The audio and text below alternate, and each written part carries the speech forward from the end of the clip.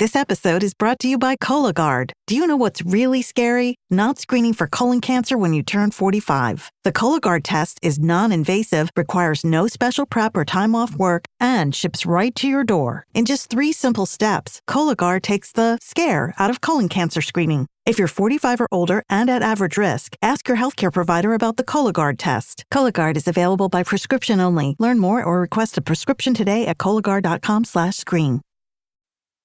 This episode is brought to you by Indeed. Stop waiting around for the perfect candidate.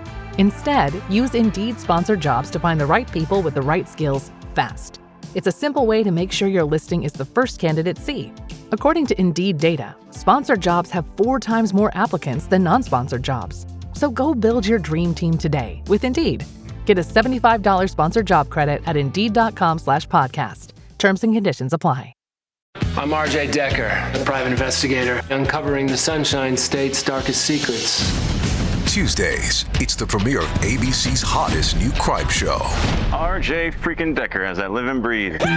He's a private eye. It's not a standard murder, it's something bigger. And a public mess. Trying to get sent back to prison today? You go to prison one time and suddenly it's all the jokes. RJ Decker, series premiere, Tuesdays on ABC and stream on Hulu. So another Six Nations over and Wales finish off on a win. But is it all sunshine and rainbows? Carry on listening to find out.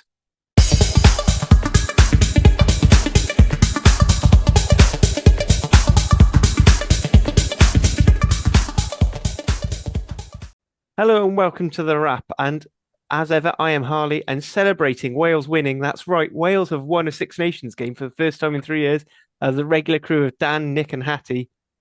Folks, how are we doing? Doing fantastically well, to be honest. And did we all call it? Did everyone? I think we all called it last I think week. we do. I think we all said we win, didn't I we? think everyone was it, but I got to be honest, I didn't see it happening the way that it did. No. Well, I made the joke, didn't I, about a 12-try bonanza, You did, thinking yeah. it would be, Yeah. and it wasn't far off, actually. No, you're right. I don't know. I don't know what you're on about. I think it was quite tame compared to one of the other games on that weekend. Yeah, But more on the indeed, game in a bit. Just a little bit of housekeeping. So we're going to do the pod in 2 parts this week. This week, this episode, we're just going to focus solely on the Wales senior men's and the under-20s, and we'll put the stuff about URC and the Celtic Challenge on a later episode, which very little time will pass for us, but for you guys will be a day or two, depending on when producer Lee wants to put them out. So that's all that. So first of all, we're going to start off, and as I said, Wales beat Italy. I'm personally quite happy with this. It's reasonable score in the end. One of the big issues we've had over this campaign has been the attack. So Nick, do you want to talk to us what's gone well with the attack for that one? Yeah, well, I still think it's perfect, but I do think we made progress. I thought our centre partnership had their best game together. I thought, while Eddie James has been, fairness, consistently good, Jack Hawkins hasn't done anything wrong, but I thought he looked quite good on Saturday, in that he offered a triple threat.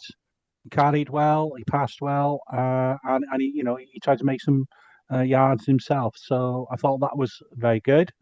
I thought our wings looked dangerous.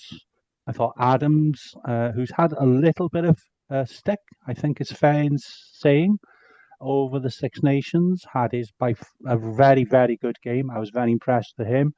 He and also me, who for me, I'll be honest, the jury has been out a little bit, but he had a very, very good game on Saturday, and certainly deserves his place moving forward.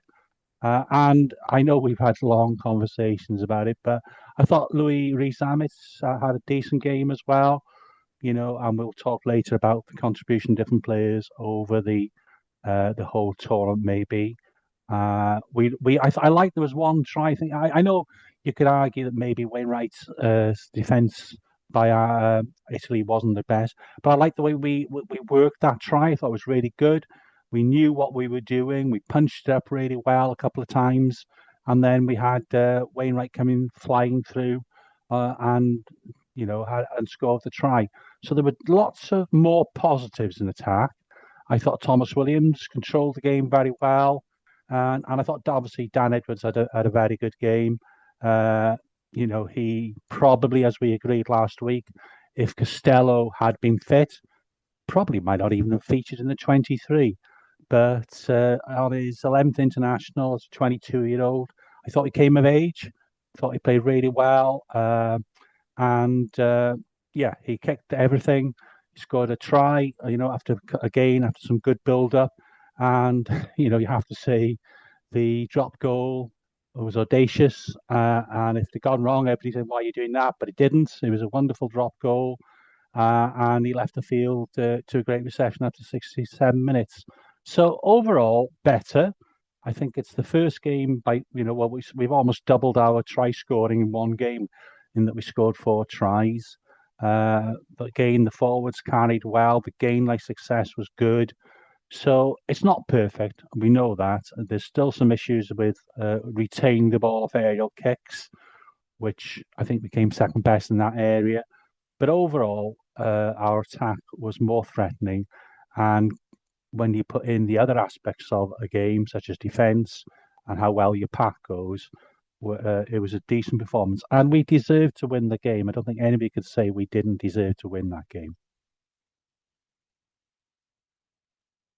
Yeah, I totally agree. I thought that what we did effectively was we bullied them for 50 minutes. We carried harder than they did. We dominated the collisions better than they did. A quick look at the stats. I think we carried. Let's have a look here. We carried the ball 101 times for 238 post-contact meters. That's a decent return from us, and probably I haven't looked, but I think that's probably our best return in the tournament, and probably for a long while.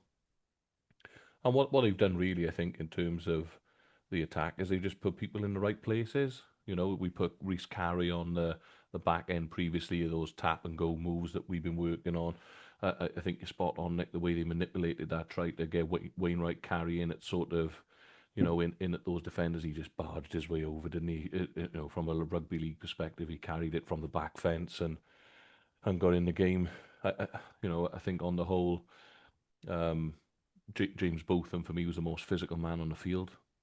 Both sides, maybe not both sides of the ball. I thought he carried the ball well when he did, but Wainwright was probably our best ball carrier. But Botham, whenever he's whacking into rucks and slamming people in tackles, I thought he was standout. Everything he did just looked physical to me. And yeah, as a result, I thought the game was over really on 50 minutes, wasn't it? Well, we 31-0 up, game done and dusted. They was always going to have a little bit of a momentum swing, I suppose.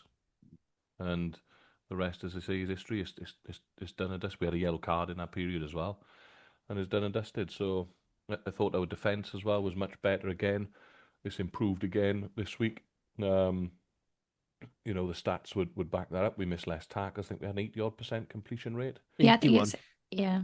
No, I think it was 88. 88, yeah. So 121 tackles. Italy was 81. 16 missed. It's a fairly decent return. And I would have thought. I'm going off a Six Nations website saying 81 and 77 for that one, but yeah. I've got Rugby Pass up because I don't trust the Six Nations website. Yeah. Well, I got told by Hugh a lot of this Rugby Pass stats are wrong for that game, so I've switched on this one. So. Well, either way, it was much better, and this sort of high press that they are bringing in now, I think, is starting to click. The one thing that's obvious for me is they're starting much wider in defence. That's evident. It allows them to adjust a little bit better. I've heard some people talking about it being a blitz. It's not a blitz defence. It's a high press. Blitz defence would be get off the line as hard as you can, as fast as you can, keep going until you whack someone.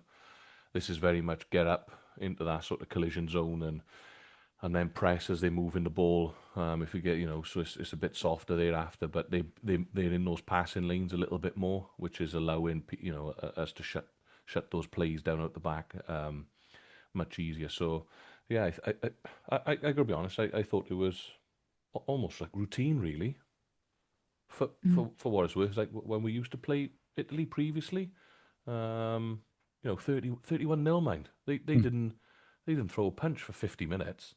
When did Archie Griffin have his yellow card? On 51 minutes, which is it was go. one of those annoying double jeopardy things, which I know Super Rugby have gotten rid of. There seemed Yeah, to be an awful lot of it in the Six Nations because you didn't see it for a while. Where if the try was scored, they just let it go yeah. unless it's a So, penalty try. So and I think it sort of ramped up then thereafter, didn't it? I think they scored from the maul, didn't they? At that point, and that come from a penalty whereby they kicked in. So yeah, I thought they were.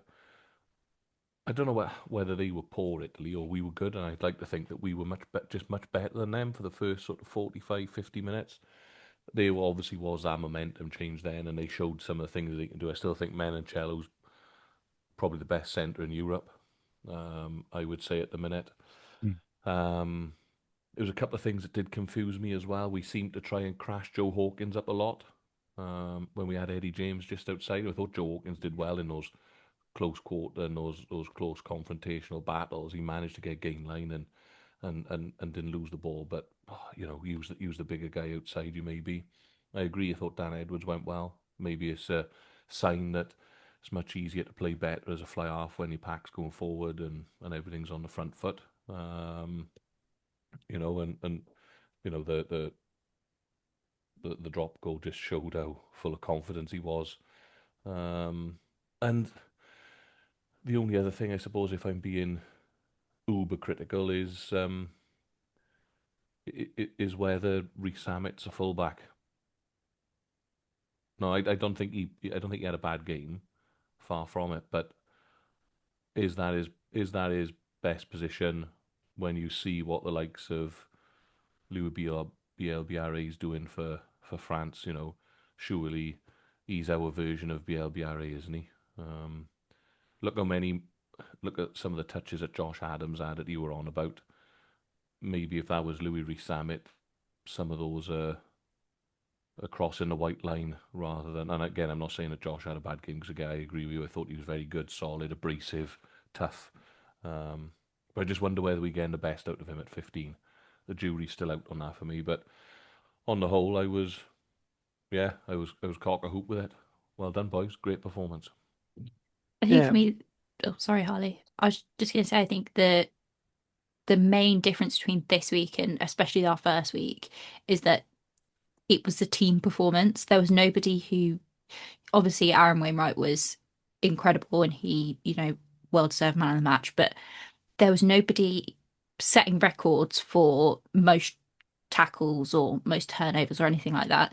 It was everybody putting in the same amount of effort to play together. Whereas I think in other weeks we've had standout performances by individuals and the workload hasn't been even. Whereas this time round, it was split between attack and defence. It was well balanced. Everybody was playing a part. Everybody was playing their role.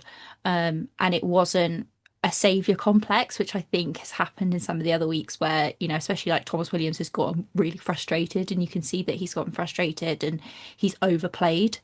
There wasn't that this week, and I think that made a huge difference. It was a lot more cohesive and a lot smoother. Yeah, I wouldn't disagree with that. I think that it was when they were picking man of the match, I thought it could be any of them really. I thought Reece Carey was excellent again. That turnover that he had in midfield where he's chased the lad back, dragged him down from behind, straight back on his feet, compete. Now it was. Dewi Lake was proper captain's performance again. I know he came off on 37 minutes, but Franny at tight head, anchoring that scrum down. You got to wrap that guy up in cotton wool now until we play, the autumn internationals or whatever it is. Pay him whatever he needs to keep him. How old is he? Anyone know how old he is? He's 33, 34, I think. Oh, he's got another 10 years left in him. Come on. Well, all jokes aside, we have got another couple of years left in him if he's looked after properly. So, yeah, I thought he's anchored scrum down. Honourable shout out for the second rows again, Carter and Jenkins. That's clearly the way forward. They're just good. But I don't know what else to say other than it was pleasing to watch. I didn't be and it was nice to see that we've had that. We finished with a crescendo, haven't we? After the way we started, the way we finished is night and day. Right, so I'm going to be the party pooper somewhat with some of these. But one thing I agree. I think Dan Edwards played his best Wales, and it was interesting that it's probably the most like his how he plays at the Ospreys, where he tends to he's not very often that first receiver. He's more that second receiver. And with his try that it's the same try he's scored quite a few times at the Ospreys. It's almost he's standing in the 15 channel. I only mention that as a way to sort of have jockeys two playmakers thing, and maybe look at someone other than Zamet at fullback. Just saying with his kicking game, and he's a very good goal kicker. I mean, one of the few stats Wales topped the Six Nations was goal kicking percentage. So that's one thing I think we've got to be. Although I don't know how much that is just a few chances. But yeah, I was going to say when you only have like 5 opportunities and you get all five, it's going to be 100% versus like Ramos, who's had to kick about 27,000 times at goal. yeah, but he still he still ended up with almost 100%. So that's good. Yeah. So some of the stats we weren't very good offloads, but I mean we're still developing our attack. I don't expect us to be throwing offloads wildly, and you there's an adage that I can't remember who the coach was, but I think it might be on Hughes' podcast, and he basically says you're either an offloading team or you're not, and you can't half do an offload. You've got to be committing to it, and your players have got to be expecting the offloads or not. Line breaks again, we were quite low. We were low again. Weirdly, we had significantly more defenders beaten against Italy, but half the line breaks. And I still don't know if that's just because of Zamet and Adams both having like these amazing runs across the width to try and find a hole to go through. I just think it's a system thing, isn't it? It's keep ball, multi-phase. Wales have scored 4 tries, mind. Or 5. How many tries we scored on the weekend? 4, 5? 4 Four tries. on the weekend. 4. It's a multi-phase thing, isn't it? For Wales, it's not necessarily, the no rugby, keep the ball alive, offloading through contact and this, that, and the other. It's quite clearly they want to play edge to edge, don't they? 5 metre to 5 metre and try and stretch defences and effectively just overload them. On the way back at some point. But anyone know how many 22 entries we had? That's the. I don't. The But we main were one, we were really, quite isn't it? efficient when we. I think when we did. I get know in at one point, by the time we scored the 3 tries, we were on 7, I think, and then by the end of the first half, it was 4.2. I dropped a little bit after that, but not a huge amount with me. Should go check that now. For But 22 entries. yeah, Because if we've scored 4 tries, I think anything sort of 6 and under in terms of 22 entries then is extremely efficient for us. If we get in 8, 9, 10, 22 entries and only scoring 4 tries, then yeah. So eight entries. So we finished off on 3.5. Italy got 1.7 with 10 entries, but they did have 3 tries rightfully disallowed, which I think 2 of those were fantastic bits of defence from Ellis Mee and James Botham. Now the me one, I would agree with. I thought that was a brilliant tackle. I was a bit more on the fence with the Botham one. I couldn't on the replay. I couldn't see clearly anyway where the separation was in the ball. I thought he had enough downward pressure myself. Wow. I mean, ultimately it didn't matter because they scored a couple of minutes later anyway. So it was all moot point. So a bit more. Maybe we'll start talking about the tournament as a whole now. So going on to the other side of it. So more your domain, Dan, but the defence. So obviously we've already talked about we kept Italy out completely for 51 minutes. We got yet another yellow card, but during that whole 10 minutes, we didn't let them score again. Yeah. So that's encouraging, especially when you consider what happened with the yellow cards against France and England, where we sort of leaked tries. Yeah. How do you think of it? Sorry, say that again. So what do you make of that, of the defence overall as a tournament and as a progression, and where do you think it needs to go to get that next step up? Well, like I said briefly during my little synopsis there, I think it's improved. Number 1, because they're defending wider. Number 2, then that's allowing them to get off the line and into those passing channels a little bit more. They've clearly worked on that. They're trying to get 2 in the tackle as much as possible. And you watch the work rate of James Botham is a really good one to watch because it's called a number of things, but like you may have like a chop and topple in. So someone takes inside man, tries to chop, second man tries to topple them, but you watch both of them. He goes really hard and makes it a wrestle. So he's actively trying to drive that top half back. Makes such a difference. Time in the tackle gives you time to fold, time to get set, time to scan the opposition opposite you, and allows you to get off the line quicker with more speed and more accuracy. So his work rate off the ball, I think, was absolutely phenomenal. So I think it's been week on week, it's been much better. Maybe England and France were two similar performances where we were narrow all the time. Um, and there was maybe a little bit of a physicality issue um, against France as well. But I think in the next three fixtures, we've seen clear progression week on week in terms of the way that Tandy wants to set his defence up. And I expect that to continue to grow into the autumn nations now. If they're going to have training camps and so on and so forth. Plus, I'm assuming it'll be primarily the same group coming back into camp next time. And I think they'll start to ramp up that physicality. The only sort of rider or asterisk, I suppose, that I'd put on that is obviously Murchie's coming in.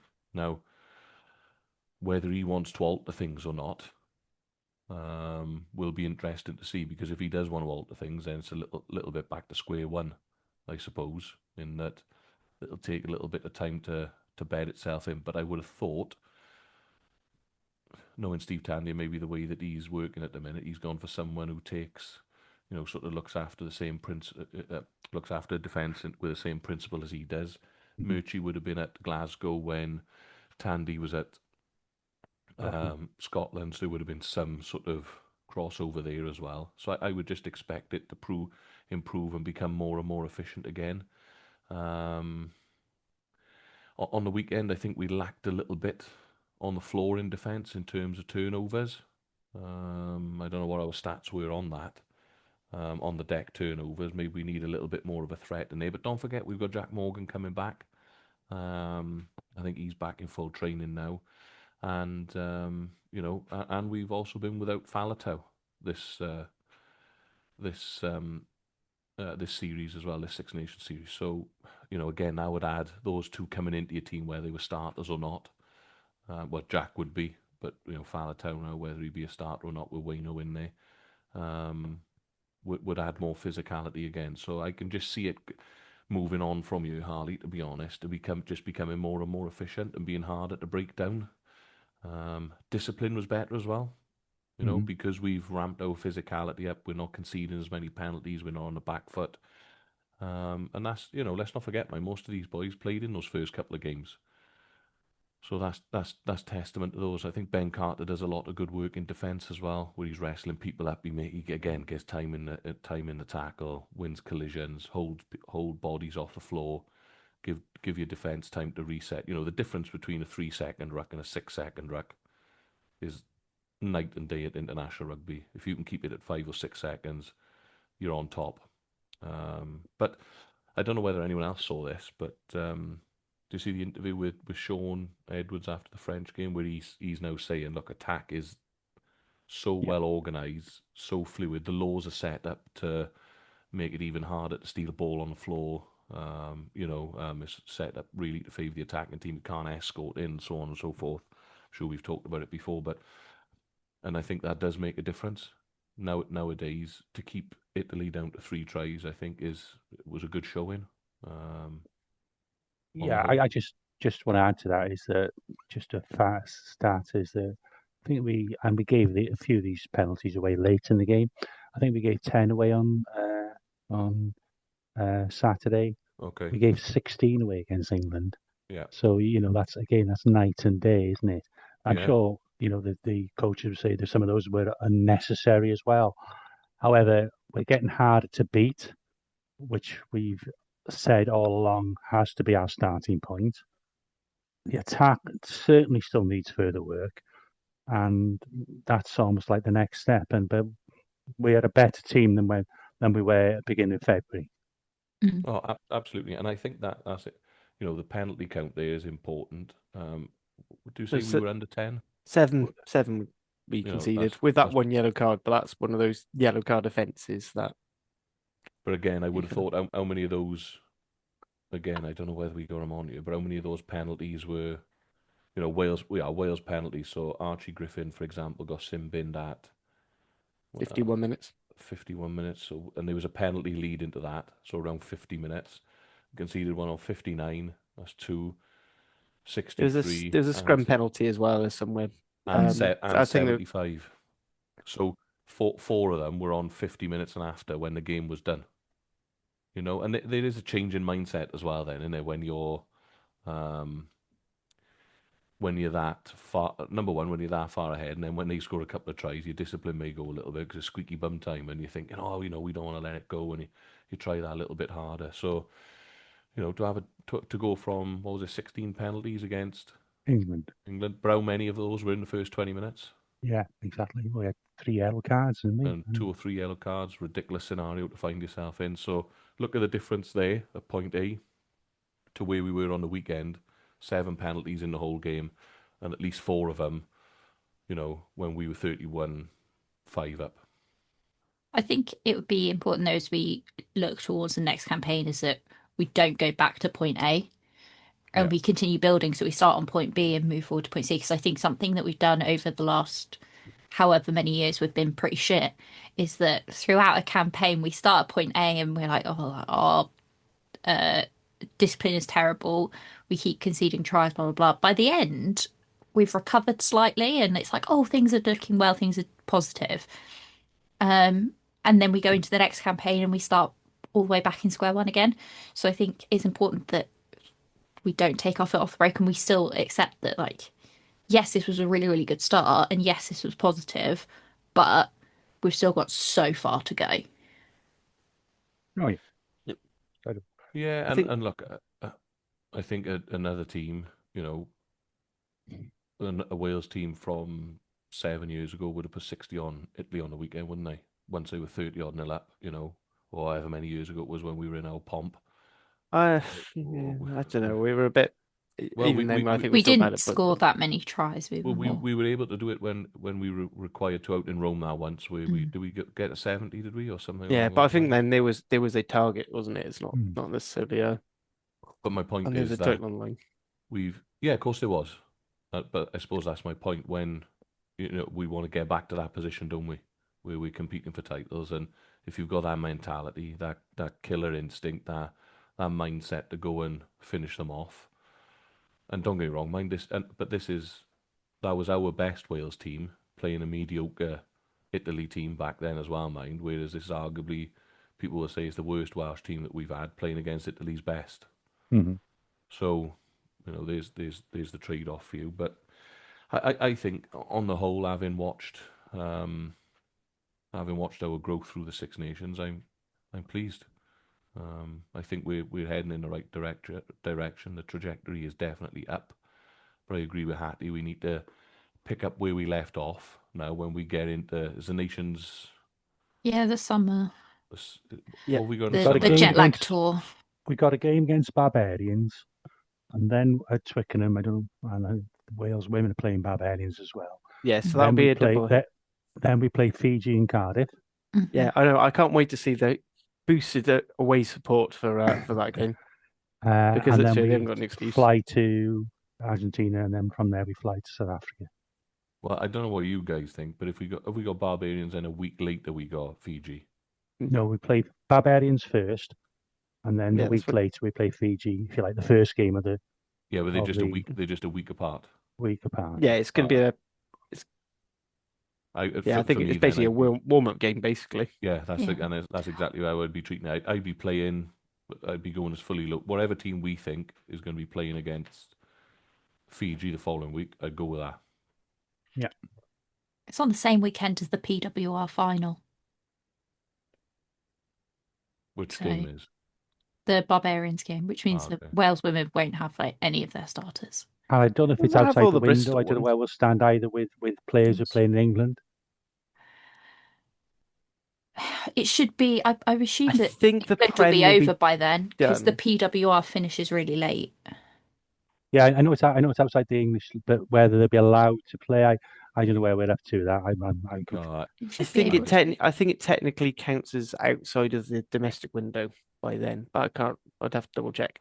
Yeah, because there's no reason why we can't go and beat the Barbarians fairly handsomely, especially if we go with a similar team to what we've had, plus maybe Jack Morgan coming back, and Faletau, if he's fit, retired. Who knows what Yeah, he's you've got playing players like. like Max Llewellyn as well, who I'll be honest, I think he's going to have a hard time getting in unless they decide to move Yeah. Eddie James and make use of the fact he used to play 10 years of development and use him No, a bit more of his playmaking, particularly if we were using Joe Hawkins in the way we are, which is a bit of distribution and a bit of crash ball. no, But I mean, know, I don't see why we change it now. Just no, keep it going. as much as possible, get this team into play that, and then we can go and go and turn Fiji over. And I then do have one more positive I'd like to go on, throw it pop in on there. before we go through all this. So obviously all the doom and gloom about tickets not getting sold for France and Scotland games. And then there were 69, well, close enough, near enough to 70,000 people in Principality on the weekend. And that just shows what it's, how important just having a team that gives you something to support. Mhm. Yeah. Has been in those positive games against Scotland and Ireland meant that people were buying tickets and wanted to turn up. And when they're buying tickets, they're drinking at the bars.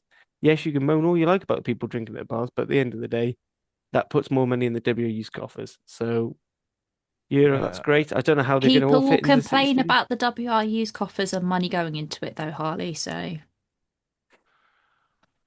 Let's not go in there. I'm not even going to get started turnout. on Dave Redding's appearance on Scrum 5 this week. yeah, let's skim over that bit. It was good to see it pretty much at capacity, and like you said, it just goes to show now that there's a team worth following, I would say. Yeah. You give the Welsh public a performance and let's be honest, we should have beaten Scotland. Let's kick off gate and all of that nonsense. But you give us a team that's in games as we have been in the last three. Obviously winning the last one, and people will turn up because it's not a foregone conclusion now that we're gonna roll over and have our bellies tickled every week. So, we just need to keep that level of performance up. We need a few more people with the same mindset as Beefy Botham in there, I think, because for me, he's kind of epitomised the sort of mindset you need, let alone forget the rugby playing ability, the mindset that you need to take that next step up to international rugby. There's a couple of people that we've looked at. Take Adam Beard as a prime example. I know he's had a little bit of a slating, but Adam Beard, 6'18" or whatever it is, 20 stone, and he's nowhere near as physical as Jim Botham is, who's 5 to 10 kilos lighter, a few inches shorter, throwing himself around. He wouldn't be amiss in the. If you went, he's a South African import, I'd believe you, because he throws himself around into collisions. Jack Morgan's exactly the same when he comes back into the squad. Alex Mann. Alex Mann's what? I think I stuck in the group the other day. I saw it come up on the BBC thing that he's like 15 stone something for an international six. He's so light, but he's just got complete disregard for his own health and safety, and will throw himself in the way of things. Now, it's a mindset thing, isn't it, rather than a physical thing? Because these are not the biggest men. Don't get me wrong. I think Alex Mann could stick 5 kilos on, and he'd end up being like Wainwright then. But I think Wainwright's taken a while to get to the level of out and out physicality that he is now. And there's no reason why Mann can't get there with proper management and a few special chickens. I think we've got a very decent pack. It's sort of, and obviously, I very much think Jack Morgan's a very, very good player. But in some ways, the balance the back row has been excellent, hasn't it? Both of them and Mann have sort of suited each other. It'll be very interesting to see, because Jack is an outstanding player, how well that will play out. Because I would fully expect him, if maybe to come back as captain, but certainly to be in the team if he's playing reasonably well after his injuries. So, yeah, but overall, I think we've got a really good pack. I think Carter and Jenkins have been excellent. Throw in Teddy Williams as well to come off the bench, maybe. Front rows done well. Archie Griffin just needs to play more, doesn't he? But he did all right on Saturday. So it's really how we can further develop our attack. I think the defence will come, but I think there's further work needed on our attack. Yeah, I think the defence thing is, for me, like defence is like 85 or 90% attitude, isn't it? You know, the rest of it is structure and policy. You know, anyone can learn the structure and the policy. You know, the four of us could sit in a team meeting here and go, all right, okay, they want us to defend wide, you know, full width of the field, set outside shoulders, outside feet forward, and get off the line. Great. But you've got to have a mentality to go, right, well, now I've adhered to policy, I'm going to go and whack someone, you know, and that's where the attitude comes in, and that's where your both thumbs are like gold dust, you know. And that's why I think Jack Morgan will come straight back in, because his mindset's the same. Okay, I understand the policy, I understand the structure, I know the guy opposite me is going to have it. How you balance that up then, I don't know. Maybe for me now, both of them's got a jersey. I don't see how you can take a jersey off him at the moment if he's fit, because he's absolutely delivered for me from a physicality perspective. I think he was fantastic in his last few outings. It's a nice position to be in, though, isn't it? And what I've liked as well is that when these now post Six Nations has been team of the week or team of the tournament. We had maybe Jack Morgan last year, if at a stretch. Now we've got 3 or 4 players named who say, "Oh, we'll have Dewi Lake at hooker, or we'll have Alex Mann at 6." That's a massive step forward. Even Reece Carre try of the tournament. Yeah, exactly. Easily. But it's nice, yeah, because even if they're not getting in, they're in the conversation. I think it does tell about whether our attack and the fact that most of our tries have come through the forwards, that there weren't too many backs involved. But Reece Carey's, it's usually either him or my brain's completely gone. The Italian prop, the Italian who said Fischetti, yeah, Ferraris tend to be and pretty much locking to say, people are looking at Dewi Lake or Danshi, and Alex Mann's getting, Aaron Wainwright's getting a lot of mentions. Dav Jenkins and Ben Carter are always getting the honourable mentions in the second row as well, just through their work rate.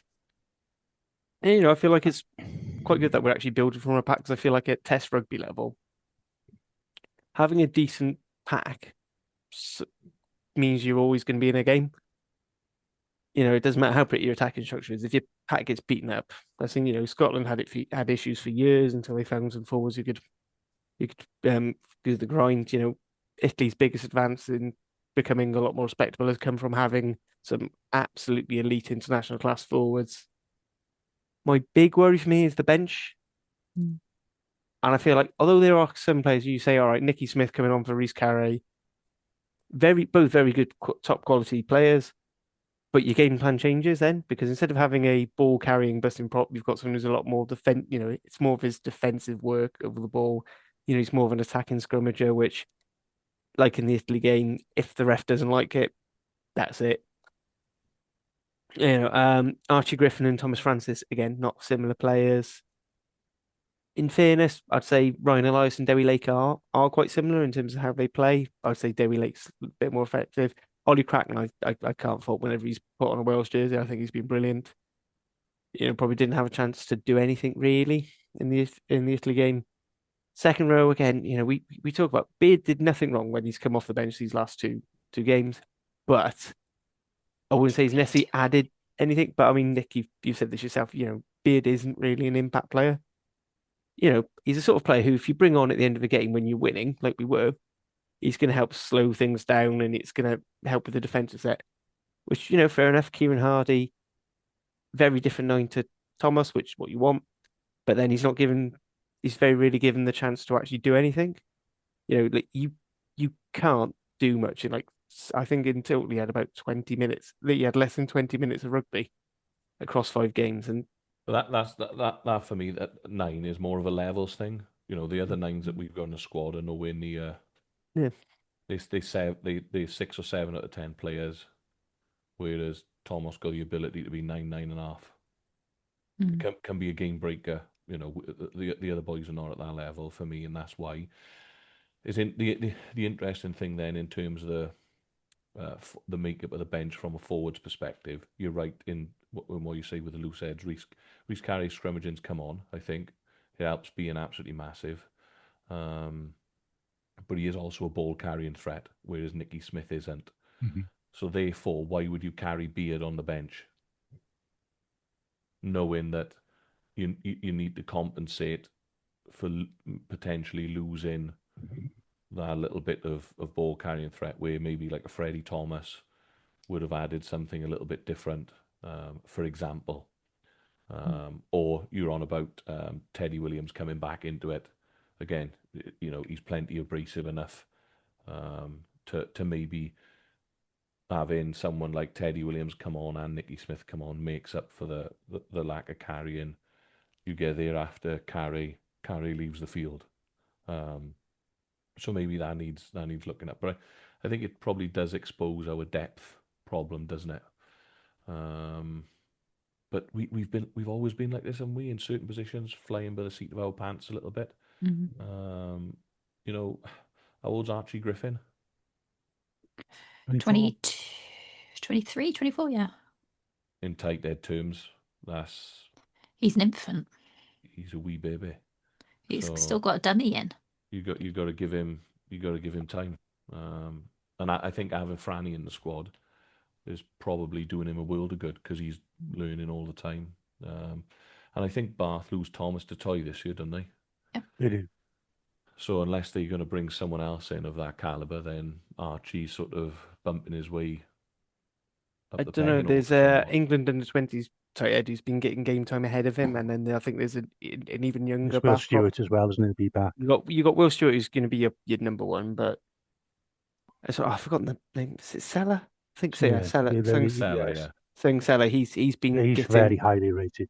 Yeah, and they've been pushing him ahead of Archie Griffin. You know, even things like Premier Cup, which would be perfect time for Archie to get some minutes. You know, he's been sort of pushed out of that squad. I mean, I genuinely think the best thing for Archie. I mean, if you're Wales, you're telling one of the regions now. It's basically say, sign him. You got to get him because we need him playing. Well, If he lives in Bath, does he even have to move? I mean, he could get. I mean, if he's still in Cardiff, he could get a lift with Josh McNally every day for training. You've got to go through Newport first, though, haven't you? So it'd be easy going to Newport. Yeah. If that's right in it down. I mean, I But was you just have got thinking, Chrissy Coleman. Hang on now. Excuse me, that's 100% Welsh international winning Chrissy Coleman, I think. No, he played South Africa, didn't he? Yes, Never he mind. did. He was unbeaten on the Japan tour. Yeah, so I think that's enough. I mean, before we go down a rabbit hole of squads, just want to just take a breath here and say, if you are enjoying listening to our ramblings and the fact that Wales won, why don't you give this video or podcast a like, a review, share, subscribe, comment, share a link with your friends if you feel so inclined. And it's not just about the Welsh rugby here. Over here on WRRAP, we've got all the individual regional pods. Cardiff's back up. We've just had a special on our 150th anniversary book, which is really interesting with father of the pod, Gwyn Prescott. Cardiff Central members, Steve Coombs and Dan, Cardiff Rugby Life Dan. Dragons Lair will be up and running. The Ospreys Eries here and thereabouts, and Saucepans and Sidesteps, I believe, will also be going because I'm sure they'll have lots of wonderful things to say about all their Scarlets involvement. We also have the Welsh Language Pod that Nick hosts. Well, this is on, and then there's the SLC podcast if you want to know under the rugby. We also have our sister channel where Yap City is officially back up and running with Hattie and Julia. Mall Street Book Journals just come back as the MLR season kicks off. We also have the Interpro show, the RC Rewind, which is now rebranded back to its original. Now the Six Nations is over, and a bit of an animal. So if you like any of those, give it a like, give it a subscribe, share, and remember, if you can go back to last week's episode and watch it again, because we want to get that up to 1 million views, because we all want a trip to Edinburgh on the Boss. And with that, we move down to the age grades. And Nick, I'd like you to give us a kick us off. So a very disappointing end to Wales Under-20s campaign. Yeah, I obviously the conditions were awful in Newport on Sunday lunchtime. It was a funny kick-off time as well, wasn't it? But it was the same for both sides. It was like almost like the opposite of Saturday, what we said. They seemed to want it more than we did. They won the collisions, they won the physicality.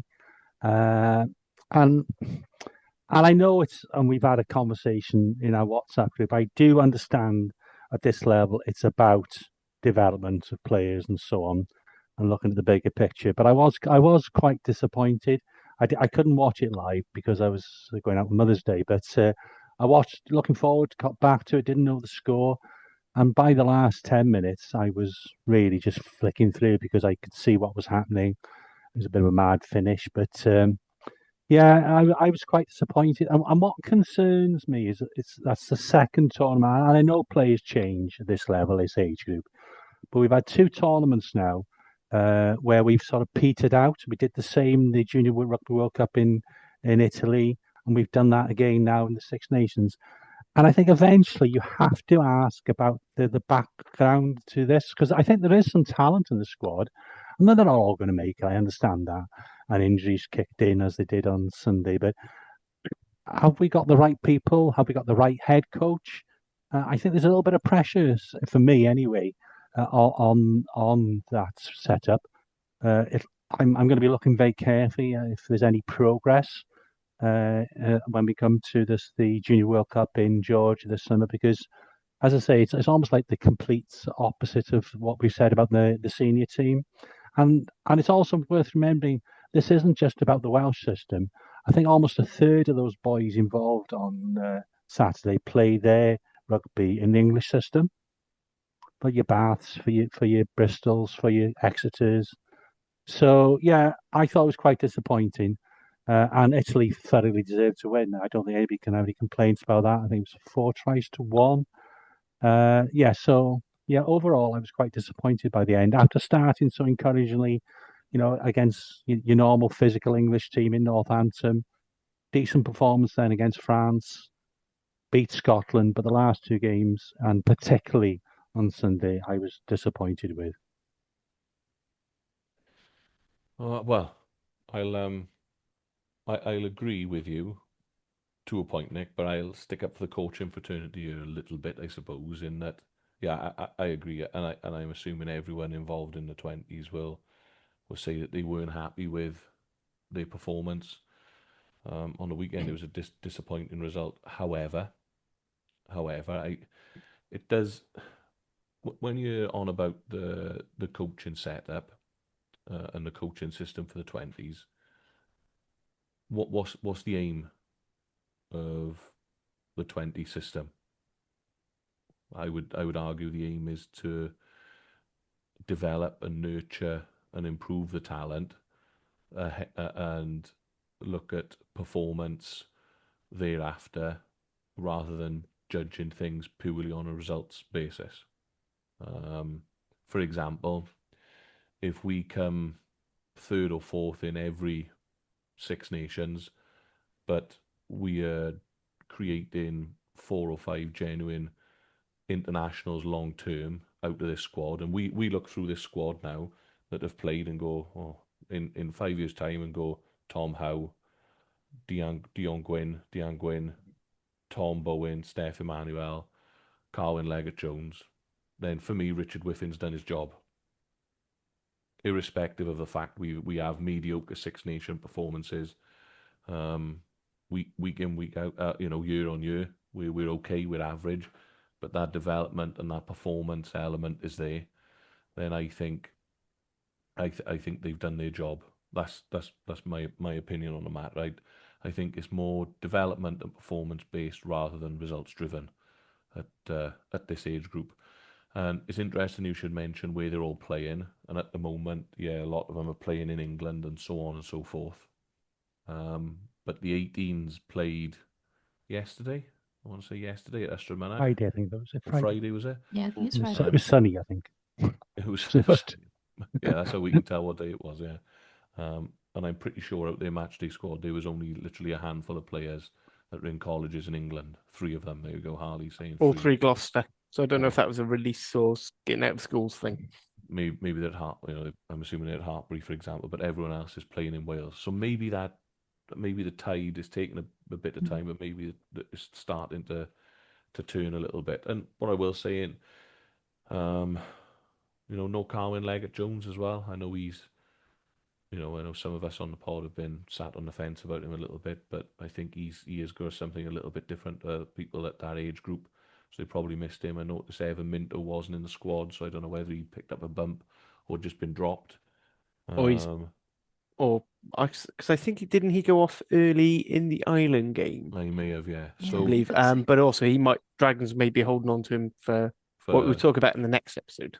Yeah, for South Africa though. So yeah, there are all these little bits and pieces going into it as well, and Italy have been good over the last few years at 20s level as well. They're continuing to improve, and what was the score? 20 points to 13 was it? Whilst it's a disappointing loss, we haven't had a bollocking, I don't suppose.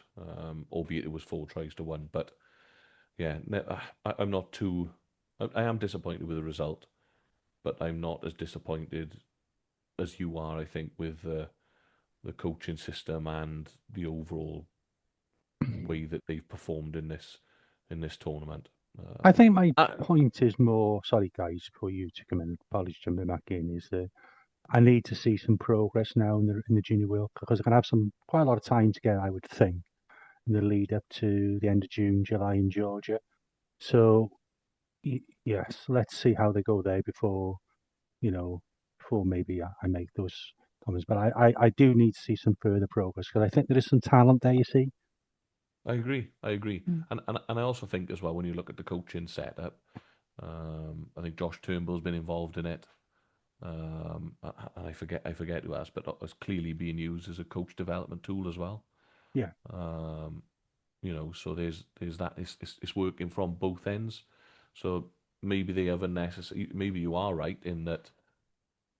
Maybe it's not the head coach that's the problem, because I know Richard Whiffin's an experienced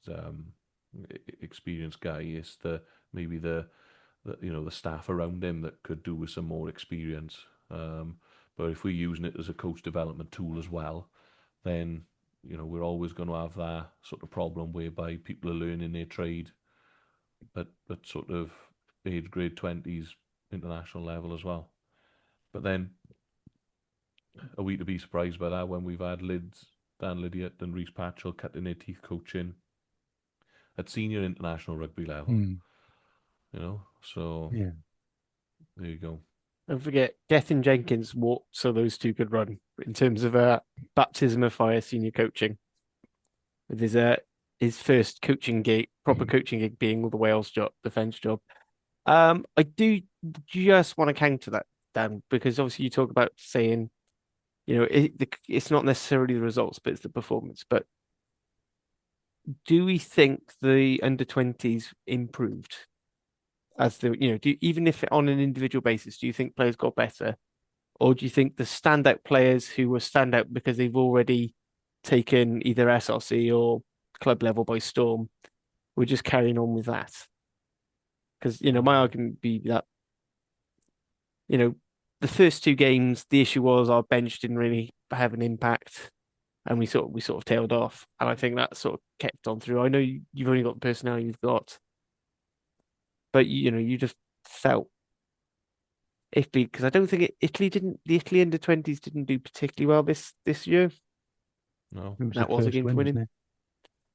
But yeah, so I just that's the one caveat I would say, and it's where I do see both sides of your points. I mean, I'm not ready to tear up the whole thing yet, because as with always these questions, is who wants to do it and who actually wants to do age grade rugby, because I do feel like almost like with women's coaching, you don't just want someone who sees it as a stepping stone. You want someone who genuinely cares about player development and stuff. And Richard Whiffin is one of those guys. And that's that's kind of the big thing for me, in that it's not what Carwyn Leggett Jones does now. It's the foundations that Richard Whiffin and his team and everyone else at age grade level put into him now, to ensure that he can perform as a senior rugby player for the Scarlets and then ultimately for Wales thereafter.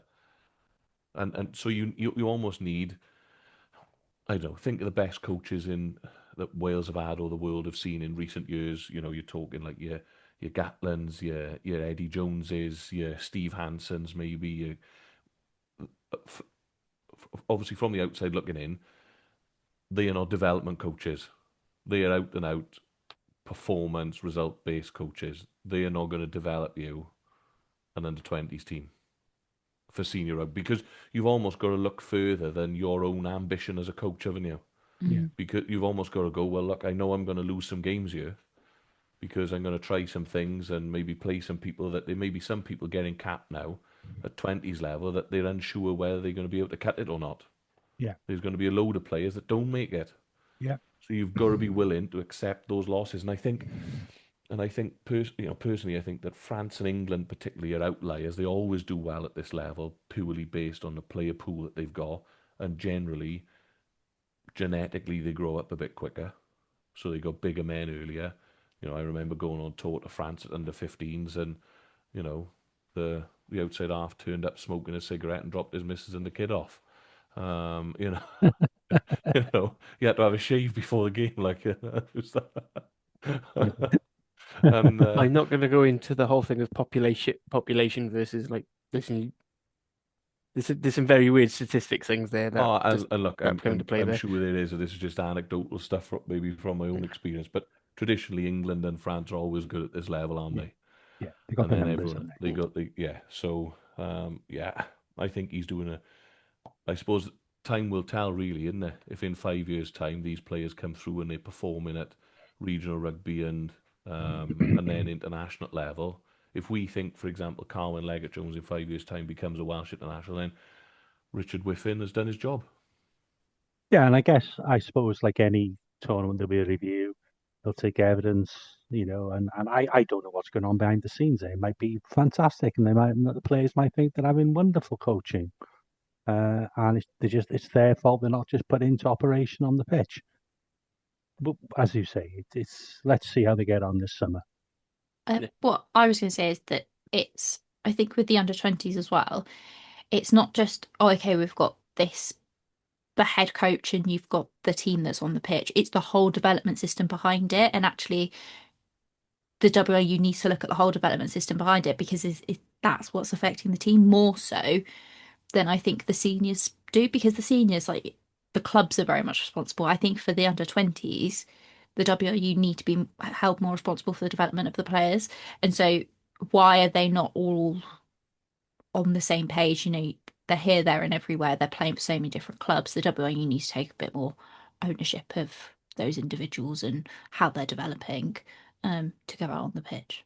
Do you think part of it as well is that one, believe it or not, it wasn't that long ago that I was well, it was a long time ago actually, but I do remember being sort of 18, 19, 20, and it is different to be in 28, 29, 30 when you may have family, kids, mortgage. You're aware of how to look after yourself and conduct yourself a little bit more. You take in Leggett Jones as a prime example, whereby he may do some things you go, oh, that's maybe off script. These are just little bags of hormones running around a grass pitch chasing an egg. They are not rational human beings. Their frontal lobes have not developed. And there you go. They're going to have off days. Some of them may have full sleeves of tattoos, but they are just children, essentially. I would like to point out to listeners, Hattie is aware that they are 18, 19, 20-year-olds, but this is just her opinion of anyone younger than her. Little bags of hormones. I was a bag of hormones at 18, 19, 20. I got to be honest. I'm not gonna lie, I think I still am, and I'm mid-30s, so... I mean, sometimes you have a conversation, no offense to any 18-year-olds listening, but the older you get, and I say this as somebody who's 29, so I'm not that much older than them, sometimes you have a conversation with an 18-year-old and you think, bloody hell, you've got some growing up to do. So that's all I have to say. You think you know it all at that age, and you don't. Yeah, and now I can't get out of bed in the morning without, pain and some sort of discomfort. That's just years of abusing yourself in the front row there, Dan. Yeah, it is years of playing this ridiculous game that we all love, yeah. Everything hurts from my big right toe all the way up to my underdeveloped frontal lobe. I do understand because one of the things I had this really point about like how things develop in the clubs, and I do get that's why the WRRAP management are now trying to bring in the national academy. There are many people who say we shouldn't have got rid of it in the first place. I do think, aside from I know certain commenters on X and such will say that it's because the WRU love Cardiff so much, but I do feel like there's a reason why quite a strong core of that under 20s and the under 18s team have been Cardiff, and it is the fact that they are that that's one academy which really only has one feeder club. You've got the two under 16s teams, the under 18s team, then they go into the rags, and then they break through to the Cardiff, and it's a really nice progression pathway, and they play with each other week in week out. The national And I feel academy. like in other places it's a bit more spread out. Like the RGC boys are a bit stuck out on their own. The national Ospreys are academy between thing. four SRC teams. They are, but the national academy thing as well. And you're right to mention it because there was additional coaching in there. Don't get me wrong, the likes of Neil Jenkins, etc., were going out doing kicking with bigger and all this other bits. But what they had that held it together and was Alan Carter would go around basically helping young men make better decisions.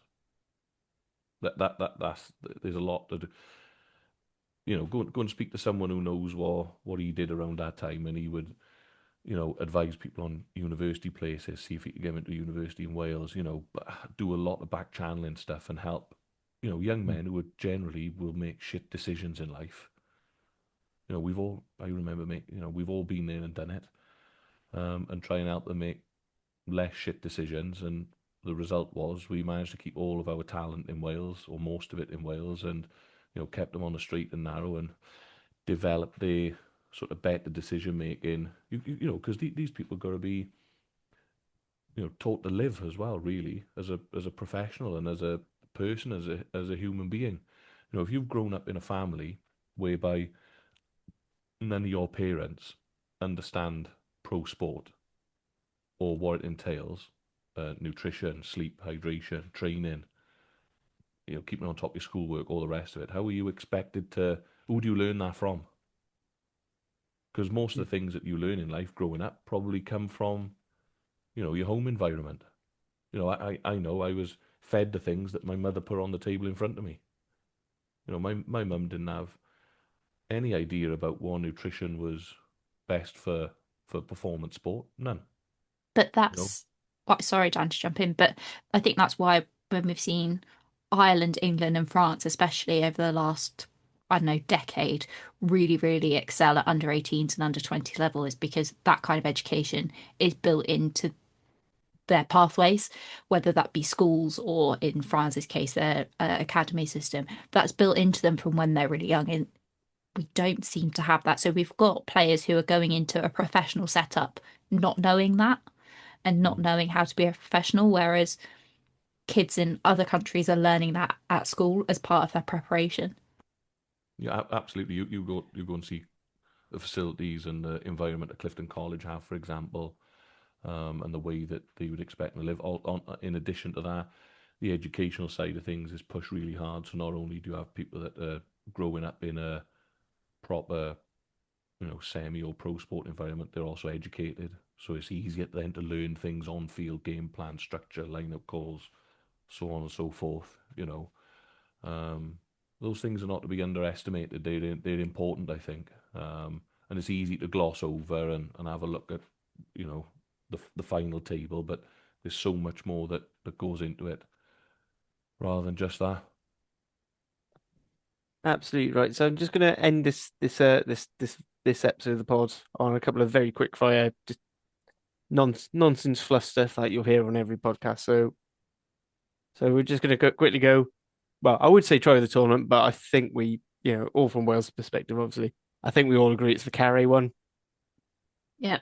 Yeah. The bus. Go on, It Dan. was good, but I did like Wayno's on the weekend.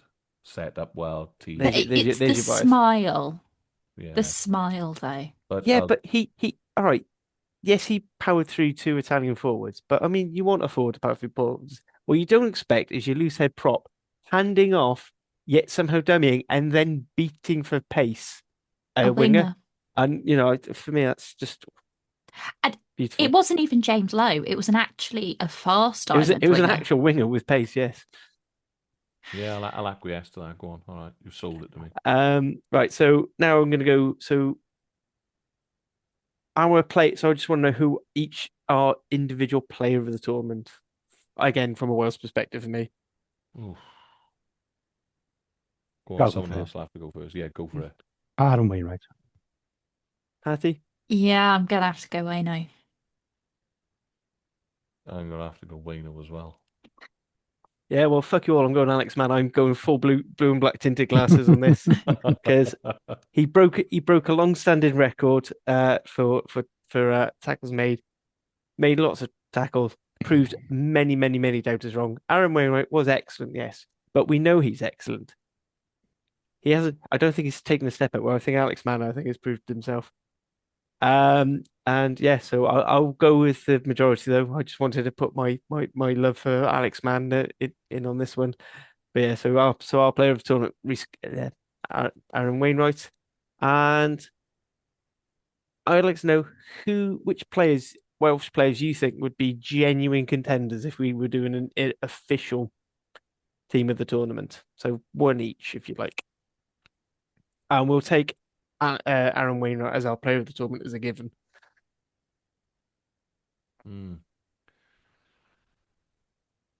I, the front row would have a shout. 1, 2, and 3, I think.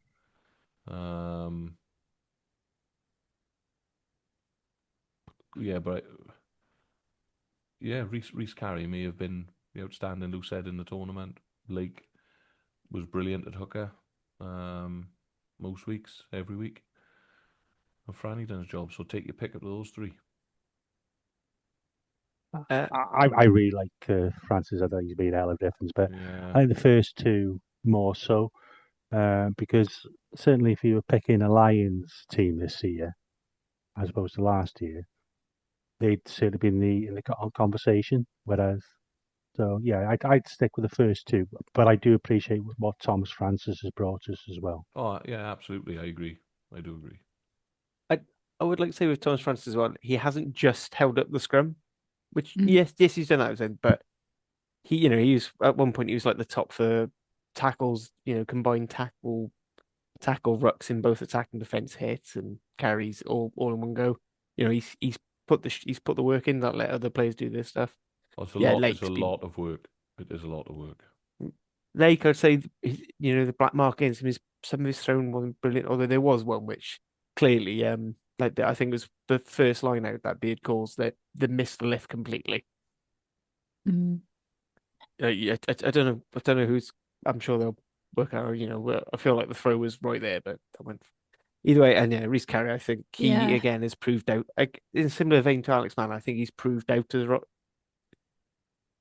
So yeah, he's proved Warren Gatland very and wrong. Wayne Pivac. Don't forget, Wayne Pivac was also. Oh yeah, that's true. I'd also like to point out that both of them dropped Nicky Smith over various points, which no one ever wanted to mention whenever they were against Rhys Carey. And Wayne Pivac dropped Aaron Wainwright as well. Yep, him and James Botham. Yeah. Quite a few of these players have got dropped. Any other players other than our front row you think?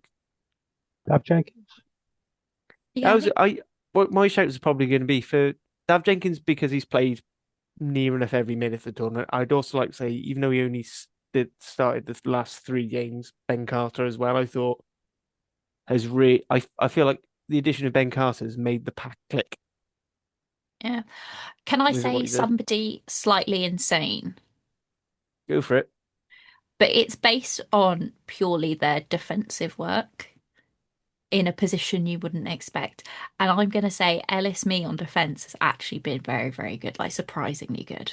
You know what? Both our wingers have been. Yeah. I mean, I suppose not so much surprising Josh for Adams, yeah, but Ellis Mee has been good, yeah. Yeah, they have. But I think Ellis Mee, there's been plenty of wingers in the tournament who have just been scoring tries left, right, and centre, and we haven't had that, unfortunately. But I think Ellis Mee, in terms of defence, has been one of the best. Yeah, excellent. I'm gonna put my one last. Whether or not he's good enough for team of the tournament, Probably not. But I think for how well he's taken what is one of the steepest learning curves in rugby, and I think stayed ahead of it. I'm going to go with Eddie J. I'd like to put Eddie James forward as a name because I think the way he is adapted to that position, I was going to I say, still think he's better I still think he's probably going to be a better 12. But considering how many players we've dropped into 13 and they have struggled, the fact that Team of the he is. tournament now, though. Team of the tournament. yeah, I would say I said I it wouldn't put him in team of the tournament levels, but then would be saying breakout player. Breakout player. Yeah. As a breakout player, potentially, yeah. I think he's been the one that's come on and everyone, like, although Scarlets fans have been going for ages, like, it's Eddie James, we need Eddie James in the team. I feel like everyone else now has gone, yeah, we need Eddie James. If you're going down the breakout player route, then that's maybe where Ben Carter comes in, because he's come in and done the business. Yeah. As I said, I mean, a lot of these players I probably wouldn't put in my team in the tournament, but I still think they should be in the discussions for it, is sort of where I'm going. Can we pick a player from another country to be our player of the tournament? Only if it's Louis Berry, because that he was the deserves person it. I was going to pick. Because you can't score an individual bonus point of tries and not be close to it. Yeah, Louis Beep Beep is my international player of the tournament. And also for scoring on 10 consecutive Six Nations games. He made up a stat that no one had even considered before, and just so we could beat it.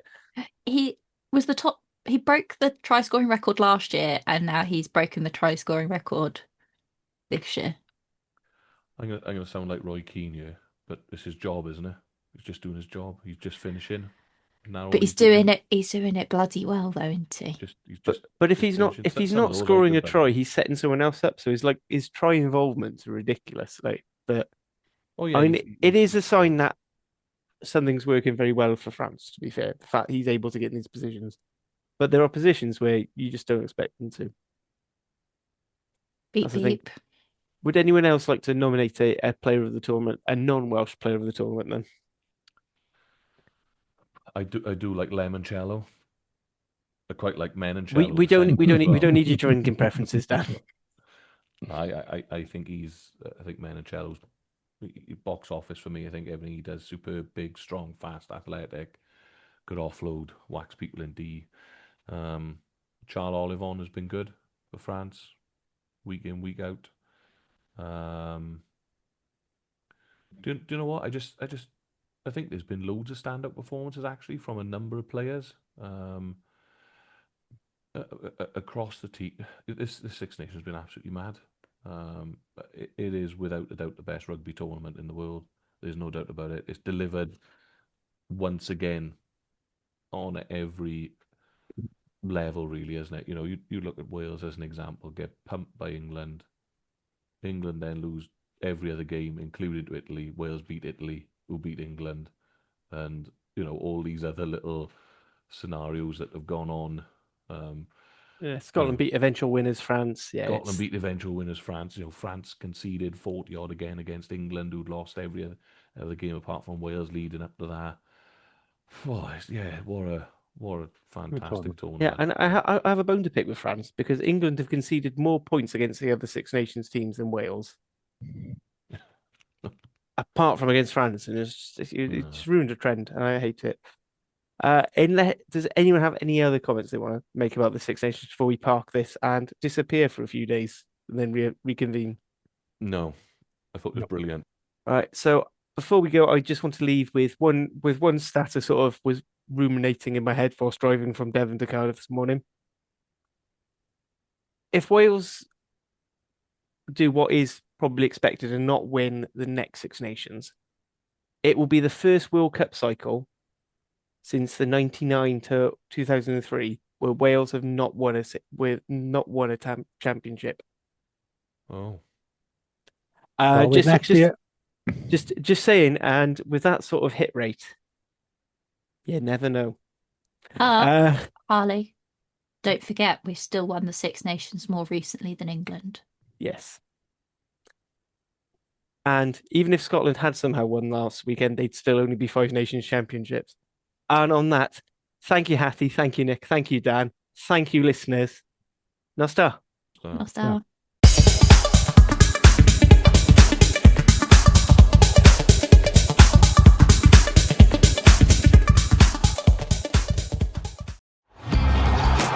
Find the biggest voices in sport on the Sports Social Podcast Network. Like us, Ali, George and Dave from the England Pod. We're all England all the time. We'll be out in North America covering a huge summer of football for Thomas Tuchel's side. The potential for glory for England is so overwhelming that I feel physically sick just thinking about it. And I'm probably not the only one, but the potential for another glorious failure, well, that's pretty potent too. We will be daily throughout the tournament. Just search The England Pod and listen wherever you get your podcasts. Sports Social Podcast Network. Find the biggest voices in sport on the Sports Social Podcast Network. Like Under the Cosh with me, Chris Brown, and me, John Barkin. Do I not get my name? Not important, irrelevant. Well, join us each week when we have a different character from the world of football. Imagine sat in your local pub, you've got your favourite player, and he's telling you the nitty-gritty. From modern day to the good old days, we've got it all. And I don't know if you know, there's a bit of a tournament going on this summer. We've got some extra bonus materials. Material, I like that word. Better than content. Search Under the Cosh and listen wherever you get your podcasts. Sports Social Podcast Network.